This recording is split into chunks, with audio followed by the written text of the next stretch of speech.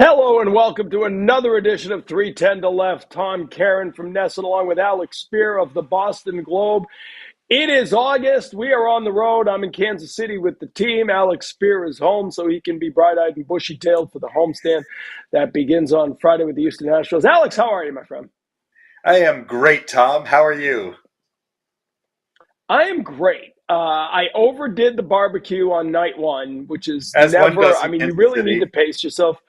Yeah, but I mean, you should pace yourself. We Gates is one of my favorite barbecue places out here, and we absolutely got carried away. I can speak for the entire broadcast crew that there will be stomach growling, and if you listen, if you turn up your audio during these Nesson broadcasts, you will hear much stomach gurgling going on in the background. Are you a big barbecue guy? Are you a big Kansas City guy?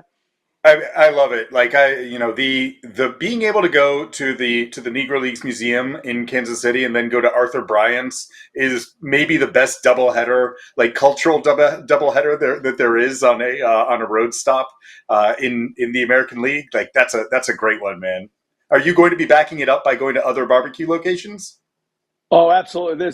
There's already. I think Joe's is on the docket. And if you've been to Joe's, it's over by Arthur Bryant's, and it's like in a gas station. It's Yeah, it's literally a former gas station, and it's some of the incredible. best barbecue you will ever have. Yeah, Kevin Millar, by the way, isn't going to be the only one who had trouble with sweats on the broadcast. We'll put it that way. Good luck, Tom. Yeah.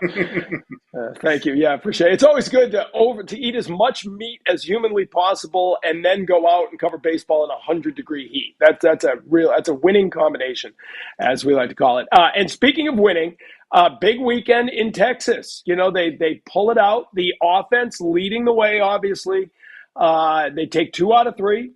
They roll into the series here, but with very much in contention here, taking on a Royals team that's just ahead of them. But this offense all of a sudden is not only hitting as it has for a while, but hitting for power now. We're seeing. I mean, the ball was flying out of the ballpark in Texas. What has piqued your interest most about this offense right now? I kind of think back to a year ago when Wilyer Abreu in AAA started hitting a bunch of homers, and it was out of character for what had happened for him in his first year in the Red Sox organization. He had hit for pretty good power while he was with Houston early in his professional career. Not a power hitter at all. Like he was. That's part of the reason why. Like if you ever talk to Ben Rosenthal, one of the Red Sox assistant hitting coaches who had him in the Houston system, like he just hit a bunch of balls into the ground. He had no strength to drive the ball out of the park. Eventually developed strength so that he started doing that in Houston, which is why the Red Sox traded for him. Last year, didn't hit for power early in the season, and then all of a sudden went bananas in Polar Park last August. And I thought, well, that's interesting. It's good to know that he has it in there where every once in a while he can really get into a ball and juice it. There's some power there, but I thought that's probably going to be a below average hit tool, or rather a below average power tool, with his primary skill being average and on base. Looks like he's figured out some things about how to get onto a pretty good run of juicing the ball again. It's really interesting to watch him maybe perform beyond what most of the projections had him being entering this year. You know, the fact you guys talked about it a lot over the broadcasts in recent days, leading all American League rookies in OPS. I think maybe even leading all Major League rookies in OPS, and really emerging as a guy who can combine on base and power. That's a really, really valuable player who has helped to the Red Sox offense hit another gear with other guys like Duran and Devers obviously performing at an exceptional level. And we saw a little, of that baseball magic, right? William Abreu loses his grandmother late Saturday night. Alex Cora says he didn't know. Abreu said he had told the coaching staff, but I'm not sure that it got through to AC. But he hits the home run, off a right-handed pitcher, and none of us really know what's going on. And then Ness and Cameras had the emotional moment in the dugout, and then he comes back up and they change the pitcher, right? And Alex Cora leaves him in against the lefty, and he says basically because I knew something special was going to happen there, not because of a matchup, not because of analytics or science, just a little bit of an old school gut call. that this young man is poised to do something special. Hits a 3-run home run, his first 2-home run game, his first home run off a left-handed pitcher at the major league level. I mean, it really was one of those special moments. Well, whenever a team does something special on a season, right, wins a World Series, we immediately look back at the Veritek A-Rod moment or the Mother's Day miracle, right, or when a team does something special, you try to look back at certain moments. If this team makes the playoffs, which I still say would be a special ending, a special, culmination to what was a last place prediction, right? I think yesterday's game, I think that Sunday game with Wilyer Abreu fighting the emotions of losing a loved family member, hitting 2 home runs. I think that's going to be one of the games you look at as a special moment in this season.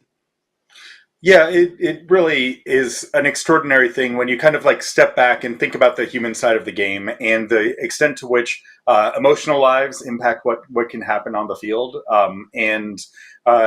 It's a lot. It's a lot to as any of us knows. We've all dealt with loss, and and how you deal with loss, it is not easy to carry that. But at the same time, sometimes the thing that happens is you're able to honor the memory of someone who you love, and you kind of have this heightened moment of whether maybe it's a hyper focus or what have you, but it's really powerful when you see it. It is human. It is not science. It is not it is not analytics. It is a special it's a special moment, and also to see, not just to see how Wilyer Abreu handled this moment and this this kind of this sorrow, but also to see how his teammates were there for him, to back him up in the wake of it. That's powerful. No doubt about that. And in a much more lighthearted moment over the weekend, did you catch Jason Veritek warming up Tanner Houck between innings because Connor Wong was playing first base? And so there were no catchers available. And twice it happened where Danny Jansen was on base to end an inning or at the plate. And he had to run out there. And we were teasing him because he was down on one knee. And said, your commitment to the process of getting, the maximum framing opportunities by having a knee down. He said, no, I just can't squat anymore. I'm incapable of doing this. But it was just such a great sort of all hands on deck moment, right? And very kind of emblematic of what this team is about this year. It's always fun to see El Capitan squatting behind the plate, or it's, in this case, balancing himself with knee down behind the plate. He's done it. He does it every now and again. It's not the first time that this was not the first time that it's happened. But it's kind of interesting to talk to him about it. And, I ask him whether or not, there's nostalgia involved when he gets behind the plate. And he's like, it's kind of terrifying, honestly.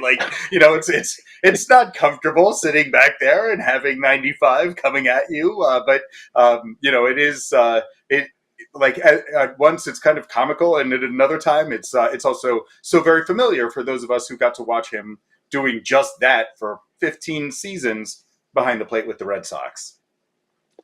And all of that sort of leads perfectly, I think, to today's guest.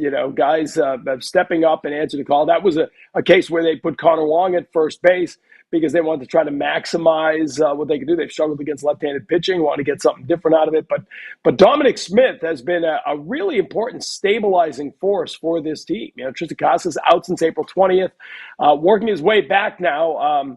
And as not feeling the jab of a knife or a shot, the shotgun or any of that, just feeling some pain, but that's okay. He says he can battle through this, and that's great. And you need Casas back, and you want Casas back. But man, Dominic Smith has done the job, and he's become a popular part of this team, and he's become a popular part of this team because he's hitting and he's playing good defense. And I don't think any of us expected Dominic Smith to be an important part of a Red Sox team that would make the playoffs. Yeah, I want to touch on one point first, which is Casas, who I saw in AAA this weekend in Worcester, and he actually he is still experiencing pain, and it's as he becomes more aggressive with his swing. But what I saw was really significant in that he took some hellacious hacks at some pitches and fouled them off in the course of one at bat. 3 foul balls, bam, bam, bam, right? Like full effort swings, and then was able to back that up by driving a double off the fence in left center, kind of screaming 105, 106 mile an hour double.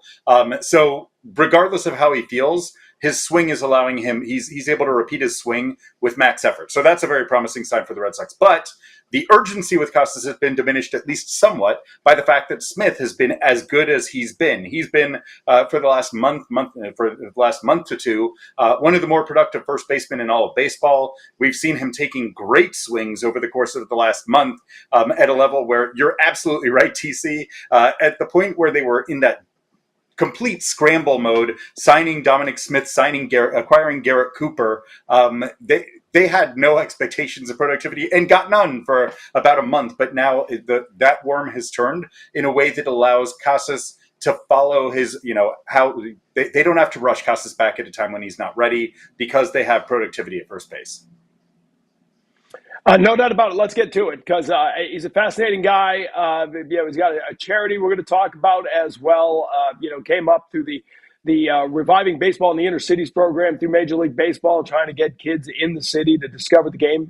He discovered it, was a first-round draft pick, and now is a member of the Boston Red Sox. Let's get to it. Dom Smith, the guest on this week's edition of 310 to Left. Joining us on 310 to Left, it's the first baseman of the Red Sox, Dominic Smith, here in Kansas City. We're taping this as we get ready for the series beginning against Royals. And it's become a really big series, obviously, two of the teams battling for playoff spots. Dominic, thanks for joining 310 to Left. How you doing?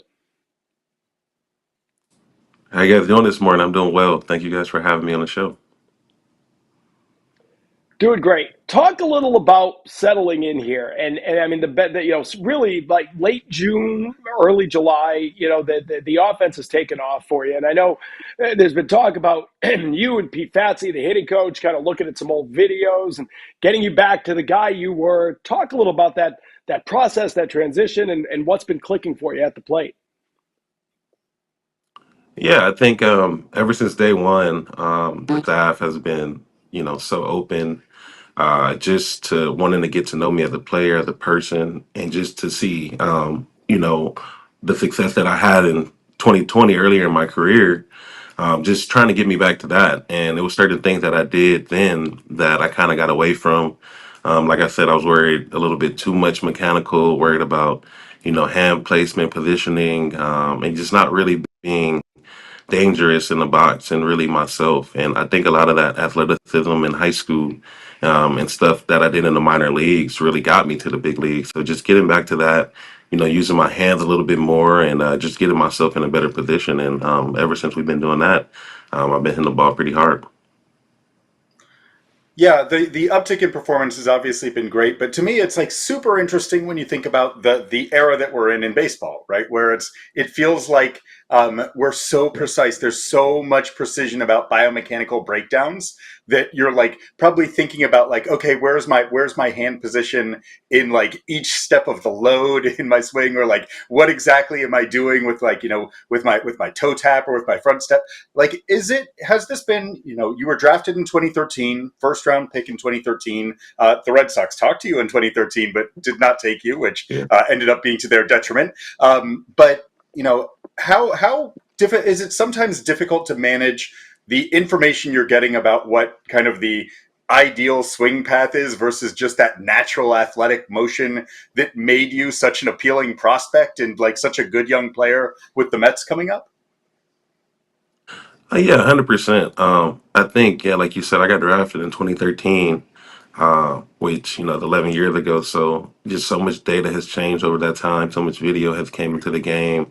And I think, this game is about making adjustments and trying to, keep up. So I think you do want to try to implement certain things into your game. You want to kind of be ahead of the next wave. So when you do hear these things, you want to learn about it, you want to understand it. And that's what you do as a professional in your career.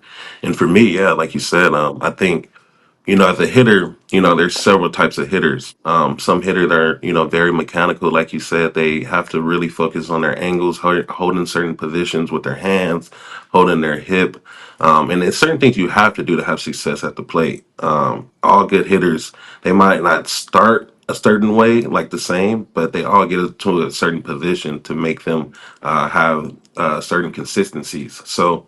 I think, yeah, what I did, in the prep levels and obviously coming up through the minor leagues, it helped me get into a good position to have that success.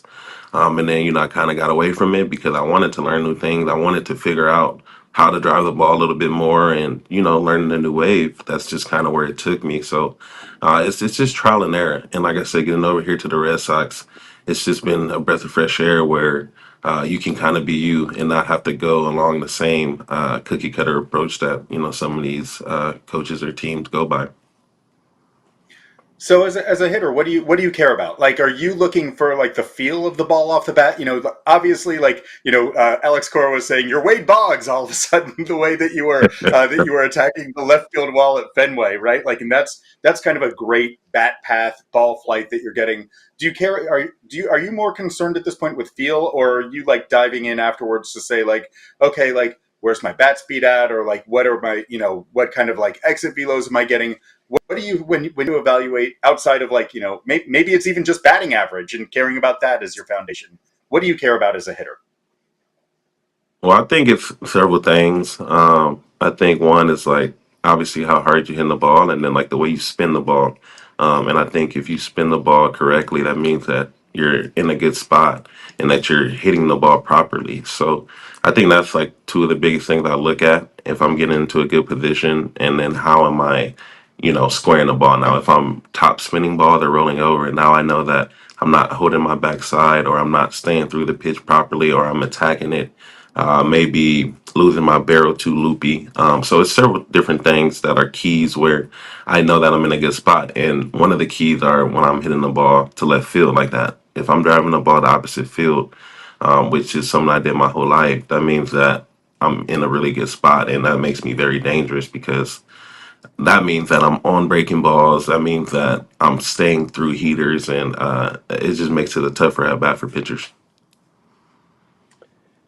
It has been a journey, hasn't it? I mean, you talk about who you were and the first round pick and your time with the Mets, and you wind up having that year with the Nationals, but nothing. You wind up with a minor league deal with the Red Sox.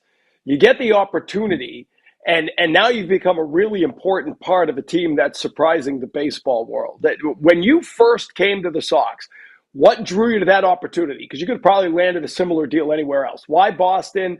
And when did you sort of figure out, okay, like you said, it's a breath of fresh air for you? When did that connect? Like, when did you realize, this organization is going to be a really good fit for me? Take us through the journey a little bit that wound you here. Yeah, well, I think a lot of it at the time, it was about opportunity. And Casas went down. They reached out and just let me know their interest. And knowing AC from afar, he's had so much praise around the league. Like all the guys love him around the league, and guys have nothing but great things to say. So it just drew me even, more to the team. And then when I came here the first day, just seeing how the clubhouse was ran, seeing the guys was just so selfless. All they cared about was winning, how professional it was.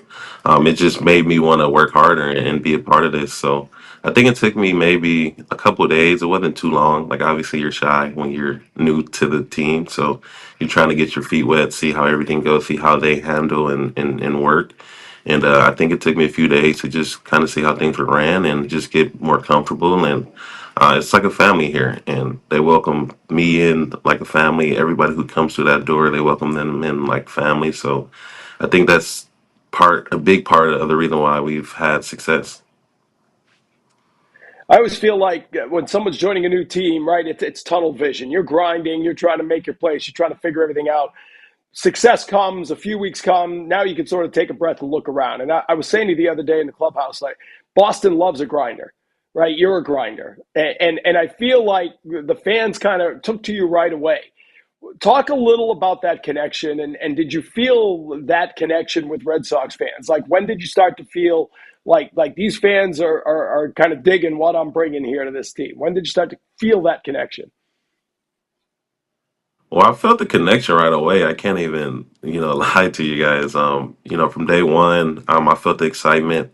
Even, I would have a couple bad at bats or, I wasn't hitting particularly well early in the season. And I would just remember walking up on deck and fans would be like, "We love you, Dom. Like, just keep grinding, keep going." And just that little positive motivation for me made me feel really good and made me really feel like the fans really gravitated towards me, my energy, and just wanted me to do well. And then a few weeks later, I had did a Q&A with some of the fans, and I did it with Joe.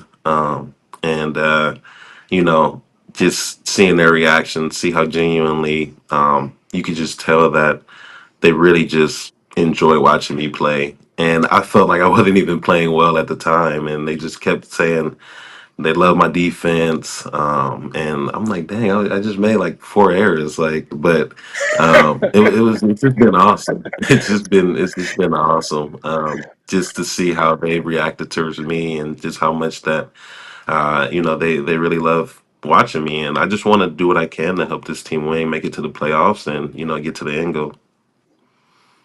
Well, I think it's interesting that you bring that up because one thing that's stood out to me at least is that you've remained like at when it was a difficult transition at the beginning, you stayed positive, right? And I think that you were a positive influence on the teammates around you, even though you were coming in as a guy who hadn't spent spring training with this group.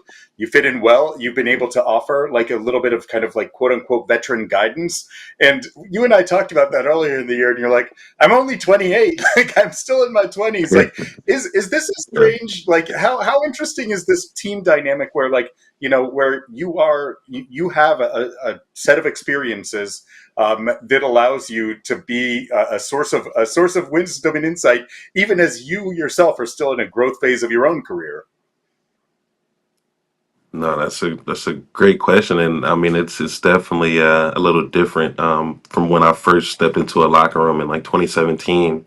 I was by far, the youngest guy, and even in that locker room with the Mets until I left, I was still one of the youngest guys at 26. So it's definitely different. And like you said, my experiences is something that I love to share with all of my teammates and all the young guys coming up. This team is very interesting because, like you said, a lot of these guys didn't expect to be here. It took some injuries or different things, or them playing well and really forced the hand. And I think, when you get up here and you're playing in these pressure baseball games, it's a lot of emotion. AC wants to win, so he's going to push different buttons, and you want to win. So I think that emotion that you put into the game, you kind of weighs heavy on you at when it's all over. And I've been through so many experiences, playing well, playing bad, and just understanding if we could just keep grinding, taking one day at a time, we'll be at where we want to be at the end of the year. And like I said, I failed so much, so I just try to share those experiences with them, let them know like it's not the end of the world. Like we always have tomorrow to come back and play well, and as long as you don't really hang your hat on that and understand like the best players make mistakes, we'll be able to overcome that. And that mentality is something that the best players have. It's part of the reason why it's been so interesting for me to see how the clubhouse dynamics have been forming this year is because like there's always been this notion of like, especially in a big market, you need to have the guy who has like 10, 15 years of big league experience in order to be that veteran voice of wisdom, right? Like in order to be able to like hold the group together. And I feel like to some degree what I'm seeing this year is guys with less service time who maybe it's almost easier without a guy without like that like one guy who's the established figure in the league, like the 35-year-old who's like the six-time all-star and everyone waiting to hear from him. Like I feel like there's a comfort, like a Jaron Duran. It's been easier for him, at least in my view, to take another step as a leader, partly because like there's not the person who's supposed to take that role and that he would have to be taking that from. Am I kind of on the right track here? Like, am I like, does this feel like a clubhouse where a lot of people feel comfortable sharing their voices rather than kind of like, being the seen and not heard younger players? No, for sure. I think clubhouses are just getting younger in general, and teams are understanding like if you can empower these young players, they can help you win ball games. And people don't really realize like behind the scenes having Trevor around. Trevor has been a great leader, and he's been motivating these guys for a few years now. And it's just like his energy, the way he goes about his business. I think the guys see what it takes to be professional, and they just love him as a guy, as a player, and they know that he's a dog. So I think all that having him around Rafi is unbelievable. He's so selfless. Having a superstar like that with no ego just makes it so easy to go about your business and just play hard. And he's a grinder too as well. I mean, he plays through stuff. He plays every day, and that's something that if you have your best player doing that, you have to elevate your game. So I think Breslow, front office, they just did a great job of putting the right people in the clubhouse, guys who really love this game and just want to win. You had such a good season in 2020 with the Mets. I think fans here don't realize what a good season you had. You were fourth in National League OPS that year, and you finished 13th in the MVP voting. And you did it with no fans watching, right? That was such a weird year, that COVID year. And I think most of us look back on that season. You're like, oh, I don't even want to think about that. You probably look back on that season where everything was clicking.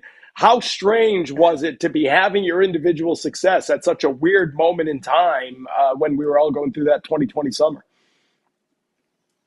Yeah, I mean, it wasn't too much fun.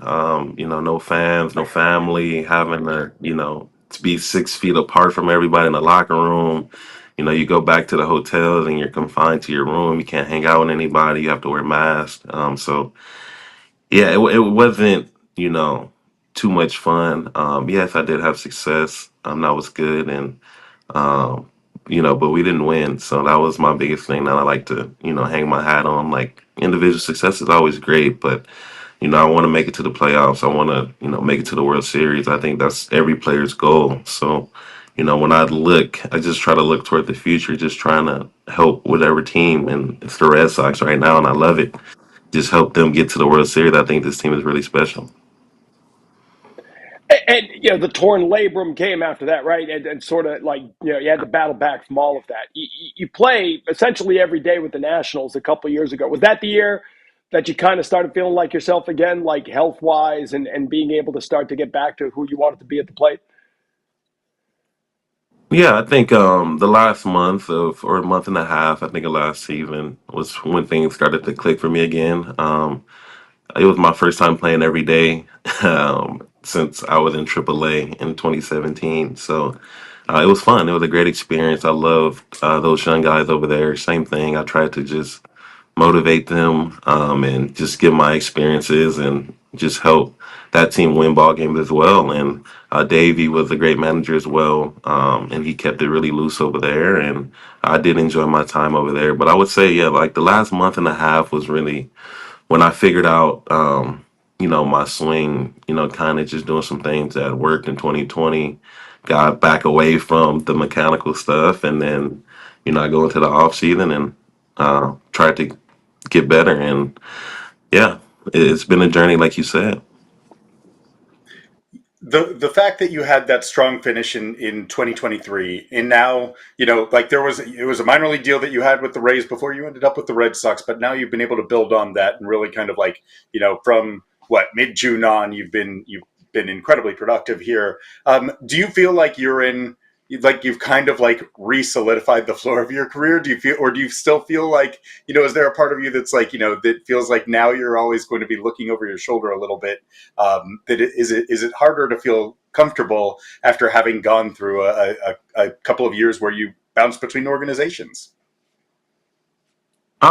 That's stuff that like I try just not to worry about. I try to just show my value every day, and I feel like a team out there will see that. And it's been the Red Sox now, and me personally, I still feel like I have way more in the tank. I'm still young in this game, and I feel like this is just how my mind works. But I just feel like I just have more to give. I know I'm a really good player, and I know that I can get those numbers where I'm happy. And yeah, they're okay now, but they're still not where I want them to be. So we got some work to do, and that's what I'm gonna just chip away at every day. And when the time comes, we're gonna look up, and they're gonna be where I want them to be. So I've just been very ecstatic about this opportunity. Like I said, it's been so much fun going out with this group of guys, grinding every day, playing meaningful ball games, and competing to the last out. So that's just something that I look forward to, keep bringing every day. And yeah, that's just how my mentality works. And I mean, you've been a professional for a long time now, as you said, right? Over 10 years, right? So you've learned to deal with the business of baseball. Tristan Casas is working his way back. I think a lot of people would wonder, well, what does that mean to Dominic Smith? Have you learned to be able to compartmentalize, to just put those things out of your mind and just control what you can? Has that become, part of the learning process of being a professional baseball player? Yeah, 100%. This is something that, it takes time to learn. You're not just going to learn that, when you're 18 years old, fresh, at the minor league complex, starting your professional career. But I think over years, you just learn how the business works. You understand, just certain things, and it's stuff that you can't control. So if you sit there and worry about that stuff, it's going to drive you crazy. It's going to take away from your performance. You're not going to be able to, sleep at night some nights. So I think for me, I just love every day. I've been very blessed and thankful to, put on this uniform. And, I just can't worry about that. We have a game tonight. I'll be in there, play hard. And, tomorrow, God willing, I'll be in there again. So I think just taking it one day at a time, enjoying each moment. And this summer has just been a blast. I am curious, as we mentioned Casas, what has your Tristan Casas experience been like? How would you describe what it's been like to get to know him? He's, I think, I think that it's safe to describe him as a unique personality. What's been your experience of getting to work with this with a young first baseman who's kind of who you can probably exchange a few notes about what the early career path looks like. Yeah, no, he's great. He's a great talent. I've been knowing Casas since before I came to the Red Sox. So just to hang around him every day has been fun. He brings a certain energy that, you can't kind of recreate. The way his mind works is very bright, and he's very, very, very intelligent. And I think, he's just himself. Like I just can't describe it any other way. But he's been amazing, and I can't wait to see what he does out there on the field. I know that he's a great talent out there. I know he has great power, can hit, do it all. So I know the boys can't wait to get him back. I can't wait to get him back. But as far as his personality goes, he's just I can't wait to see what he does after his career because it's gonna be special for sure. Is the best part of watching him do his rehab knowing that he can't surprise you during an ESPN broadcast with a camera and a microphone in the middle of a game? Yeah, no, that's fun. No, that's like you can't even get mad because that's so cautious. Like it just makes the most sense. So when he did it, It like I really loved does. every second. Yeah. It's so on brand, no doubt about that. All right. So let's talk here, right? Trade deadline coming up. I always feel like that's when a team looks around the clubhouse and says, "This is the group, right? Here we go. Let's Hmm. let's try to accomplish something." And you've been around teams that have tried to put it together. This team, like I said, surprise the baseball world. Added a couple veterans to the bullpen, so clearly, while maybe it wasn't the biggest, splashiest trade deadline, they made moves to make this team better now, right? And that's what you want to be as a player. What's the confidence level? You've seen enough baseball to know when a team has what it takes. What do you feel the odds are, the chances are for this team to try to accomplish something over the next couple months? I think this team internally, you can't count us out. We all believe in ourselves and each other, and believe that whoever we're across, we can take it to them that night. So I think that confidence in that locker room is super high. It's even higher because of the acquisitions that we got at the trade deadline. Guys are super excited to, just get out there and play and do their part. But this team has been ultra confident. We know that this is a big series, so we're super pumped up for this series. And we know we got to go home, handle business. So I think over the next 2 months, you're just going to see a group grinding like we've been doing, playing hard, running hard, and just trying to score as many runs as we can. So I think it's a lot of belief. We like that, we're still the underdogs and it's not too much expectation on us. We just want it to be that way. We want to just keep proving people wrong and keep handling our business. And that group believes every day. You mentioned earlier how much you want to be part of winning, how much you think about being part of a playoff team, being part of a World Series team. I don't believe you've ever gotten the chance to bat in a postseason game. How much have you thought about that? How much do you allow yourself to kind of daydream about what it would be like to be batting at Fenway in October this year? I mean, that's what you dream about every night, literally. That's what I've dreamed about as a kid. You dream about the biggest moments. You don't just dream about playing in, whatever ballpark. Like you dream about playing at the Pinnacle, playing at Fenway, playing in the World Series, playing in these big moments, being in big situations, runners on base, 2 outs, game on the line, bottom of the ninth, and you have these visualizations and these just moments where you really just try to take a deep breath and really see it all. I think that, like I said, that's something that, you dream about as a kid. And that's something that I want to do. I want to just keep pushing this group to accomplish it because I do think, we can do it. We're special. Dominic, before we wrap it up and let you go, I do want to ask you, you came up through Major League Baseball's Urban Youth Initiative and played in the Reviving Baseball and the Inner Cities program. And baseball has tried real hard. And the Red Sox, the foundation, they're very involved in the RBI program. It's Jim Rice Field, right, that the RBI players will go play on. But you become a role model in a lot of ways because we're trying to get more urban players of all races, players of all colors to love this game. How seriously do you take that part of it as a guy who's been able to survive in this game as long as you have, to know that young athletes watching you play in Boston might say, I want to try baseball. I want to play baseball. This looks like fun. I want to be like Dominic Smith. How much does that mean to you? No, it means the world to me. Without the Urban Youth Academy, I wouldn't have been here today. It took me across the world. They took me, to China, Australia, different countries. They put me in front of scouts in different showcases. So, without them, baseball is very expensive. And, like you said, the Red Sox, MLB, they're trying to pitch in to make it more affordable in urban communities and make it more accessible, which I really do appreciate. But it's something that I take a lot of pride in and is very important to me. I started my own nonprofit out in California. We do a lot of stuff giving back to the inner city kids, on the field, off the field, stuff for their education. But it's just something that I feel like if they can see my face and get to touch me, then they understand that it's achievable and possible.